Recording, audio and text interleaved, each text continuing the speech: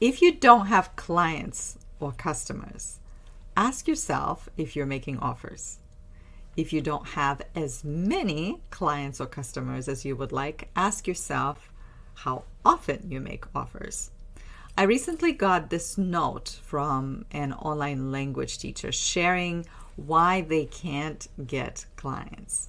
And I quote, "Maybe the way I offer my packages or the fact that I already have my one-to-one classes where I invest time and energy and I don't know the right way to promote what I really want to offer. Also, because of the low prices many teachers set, my 20 euros an hour seem quite costly for random people who find me on social media. Besides, I'm not sure whether I should find a specific niche in order to succeed." Now, there are several common misconceptions in this message when it comes to getting clients.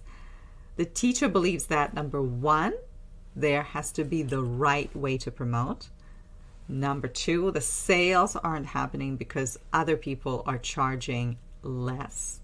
And number three, a specific niche is a guarantee of your success. There's no one right way to do it. You can learn the basics when you study the sales funnel, but in order to get better at it, you have to practice and find your own way. Also, this teacher believes that it's hard to sell because everyone else seems to be charging less. But I disagree. I know many teachers who charge more than 20 euros per hour. It's not about what you charge. It's about understanding the value of your offer and communicating it to your clients, which you can only do when you make offers consistently. Finally, there's no magic niche that guarantees that you sell a lot. Even with the most amazing niche, you still need to make offers in order to get clients. Making offers is one of the 3 reasons you may not be able to get clients today. I talk about the other 2 on my Online Bound Premium podcast that you can listen to on Patreon.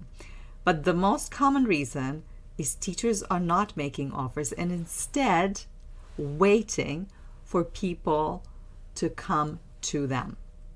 If you're new here, my name is Elena Motonono and I help online language teachers teach more sustainably through voice chats and Google Docs and other formats so they can serve way more students, make more money, and not burn out. If you're curious how you can teach more sustainably, check out my free Smart Teachers Kit for 7 different formats that I've been talking about for the past 10 years. Now let's take a look at what it really means to make offers and how you can make them daily. Making an offer means telling your potential client or a group of clients how they can work with you. Note that making offers doesn't sound like, go check out my website. Choose one of these 3 packages. If you want to, you can ask me. Check out the link in my bio. Making an offer means you're talking about something specific and you're offering this person a specific way of working with you. An offer doesn't have to be something highly refined or sophisticated. It can be as simple as 10 classes at $400. This is your offer. When you make a direct offer, your potential client can say yes or no. And that's one of the reasons why teachers avoid making offers, why we bury ourselves in sales pages creation and we set up multiple offers so people have choices. This is also why we expect people to contact us first rather than being more proactive about it. And by the way, there's nothing wrong with not being proactive about getting clients. If you have a day job and if you're just playing around with this online teaching thing so you don't want to get bored, by all means, you can do whatever the heck you want. You don't even have to mention your offers. Now, I'm talking to people who actually want to get clients to build a business and make it sustainable. I'm talking to people who are willing to take action to make that happen. Making offers gets really hard, not because you need to learn marketing or have to get really good at talking to your potential clients or figure out some trigger words or have a magic niche. Making offers is hard because it's vulnerable. Making offers puts you in a position where you, first of all, see your own inadequacy. Secondly, experience a lot, and I mean a lot of rejection. People saying, no, I won't work with you. And three, overcome your other fears, like fears of judgment and failure and even fears of success. Because of all this, we prefer to hide our offers on sales pages and in links in bio and in descriptions. We think of multiple offers and never actually tell people what we do specifically, much less invite them directly to work with us. You might have been posting valuable content for years, the content to do with culture and tourism or grammar and pronunciation, and then randomly you share a picture of yourself teaching, which really surprises your audience. You're teaching? How come I didn't know?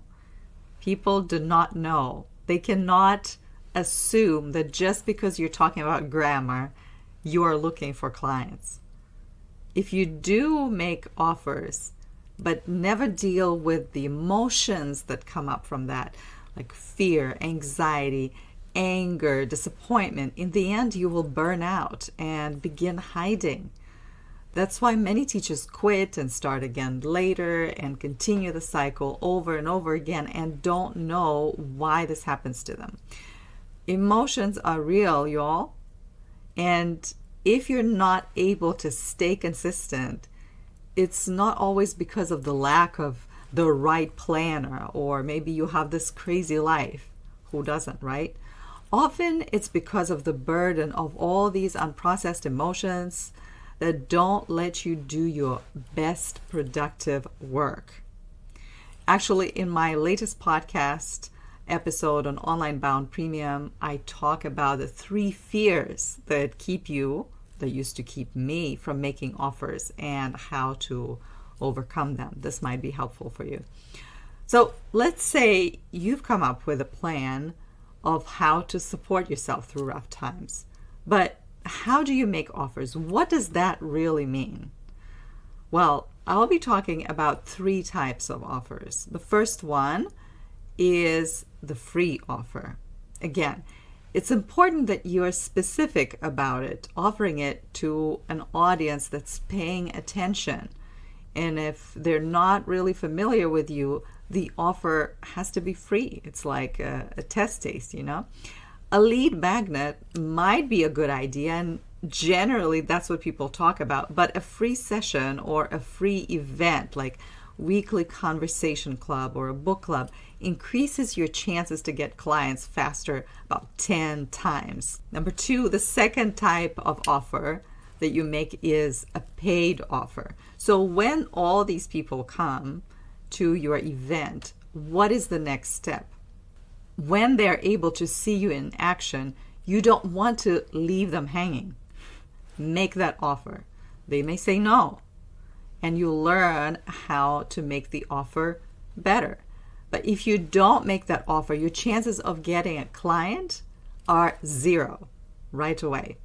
An offer can be as simple as several lessons at this price. Do not overthink it. A lot of people get into these rabbit holes of, oh, I need to perfect my offer, and that's just a way of guarding yourself from failure. The third type of offer is a low paid offer. You can make on social media as an alternative to a free one. But you do that after you have worked up the courage to offer something for free. You can follow up with the paid offers. and higher price offers. But the small offer can be, one evaluation session or a small audio course, something that will help you move the random follower to action and make them your customer. Final note here is that you want to make your offers consistently. It's not an option. Make offers every day. I make offers every single day to different audiences in different formats very creatively. This is your chance to get creative. You can offer free sessions, office hours, small product, early sign up for a program. There's so many ways. Once you get into the habit of making offers, you will see the number of your clients grow, as well as the amount of money you're making. And all of a sudden, that will no longer depend on who comes and knocks on your door in social media and whether or not you charge more or less than somebody else. But if we play it safe and wait, it's very unlikely that we're going to get as many clients as we want to. Because if you're not making an offer today, be sure that someone is, and that person is going to be the one who your potential client may choose. This is it for today. Please like and subscribe for more of this content, and let me know in the comments what's the hardest part for you about making offers.